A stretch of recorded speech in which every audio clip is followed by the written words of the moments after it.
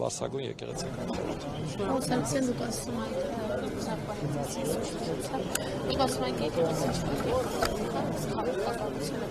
Պետությունը կարող է խառնվել, մտնել եկեղեցու կանոնակարգի, դա եկեղեցում, եթե խոսում ենք կին կանոնակարգով է սահմանում, պետությունը պետք է այս ամենը, դա եկեղեցու ներքին գործը չէ, պարոն Սարգսյան։ Գիտեք ինչ, սահմանադրությունը հստակ սահմանել է, որ եկեղեցին եւ պետությունը տարանջատ են, եւ երբ որ եկեղեցու սրբազանը դուրս է գալիս պայքարի եւ ասում է, որ Տաուշից գնում է Արցախ ազատագրելու, հետո չգիտեմ ուշուց ասուն է հասնելու, ինքը քաղաքական հայտ է ներկայացնում եւ այդ եկեղեցականի առումով ես ինձ իրավունք եմ վերապահում գնահատականներ տալ, ես ինձ իրավունք եմ պահում այդ եկեղեցականի մասով տեսակետներ ասել։ Ինչ վերաբերվում է ընդհանուր եկեղեցու պահվածքին ու Գաղափար Հայրապետին, Գաղափար Հայրապետը պահանջել է Հայաստանի Հանրապետության վարչապետի հրաժարական, այսինքն ինքը միացել է հրաժարականի այն կոչերին, ինչը ամենածանր պահերին արեց նաև Հայաստանի զինված ուժերի գլխաշտաբը, վարչապետն պահանջում է այս առումով Գաղափար Հայրապետի հրաժարական, ինչքանով Գաղափար Հայրապետը իրավունք ուներ պահանջելու, նույն չափել Հայաստանի Հանրապետության իշխանությունն ունի։ Ու այստեղ խնդիրը ոչ թե կանոնակարգին միջամտելն է, այլ խնդիրը եկեղեցու քաղաքական դաշտում եկեղեցու ունեցած ազդեցությունը քաղաքական դաշտում օգտագործել։ Պարոն Սարգսյան, տեսեք, ես քիչ առաջ Facebook-ի հետ լիստ էի թերթում եւ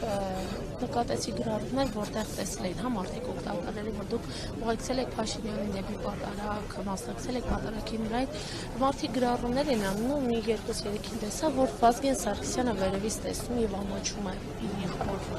այս ուղեկցելու համար, Փաշինյանի հետ պատարագին մասնակցելու համար, այս գրառումներին ինչպես։ Գիտեք, ես շատ սովորական եմ վերաբերվում դրանց այդ կարգի գրառումներին, այդ մարդիկ ամենայն հավանականությամբ վատ են ճանաչում Վազգեն Սարգսյանին, վատ գիտեն նրա անցած ուղին ու նրա վերաբերմունքը ընդհանրապես քաղաքական կյանքին ու քաղաքական կյանքում եկեղեցու դերին եւ երկրորդ այդ մարդիկ բազմաթիվ անգամներ ասել են, որ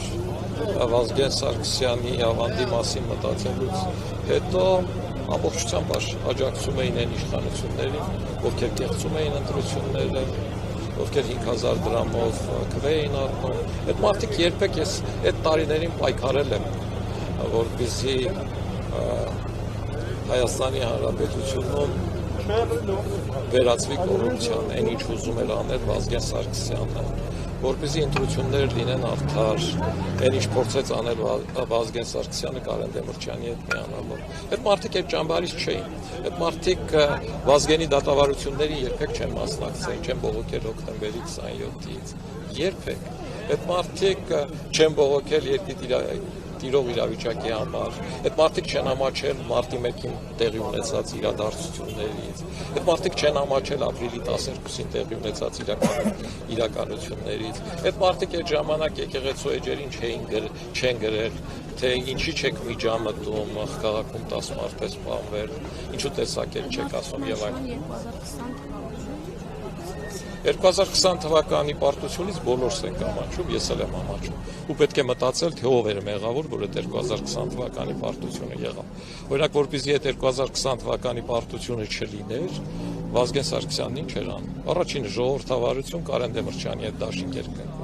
Երկրորդ փորձում էր Հայաստանի տնտեսությունը հզորացնել, դրա համար գնում էր Քաջարան, Ագարակ, Ղափան, որովհետև Հայաստանի հիմնական սեփականությունն այնտեղ է, եւ երրորդ Վազգեն Սարգսյանը որ անում է, պայքարում էր կոռուպցիայի դեմ, այդ կապում են իր Միացյալ Նահանգներ այցելության հետ։ Վազգեն Սարգսյանից հետո ես այս 3 բաներն էլ արել եմ։ Հայաստանի Հանրապետության գործող այն ժամանակվա իշխանությունը, թե Ռոբերտ Քոչյանը, թե Սերժ Սարգսյանը, սրա լրիվ հակառակն են արել։ Ընտրությունները կեղծել են, Հայաստանի սեփականությունը օտարել է ռուսներին, մաս առ մաս, կամ լրիվ, կամ 40 ընտանիքների մեջ, կոռուպցիան էլ դարձրել են հիմնական զբաղմունք։ Շնորհակալություն։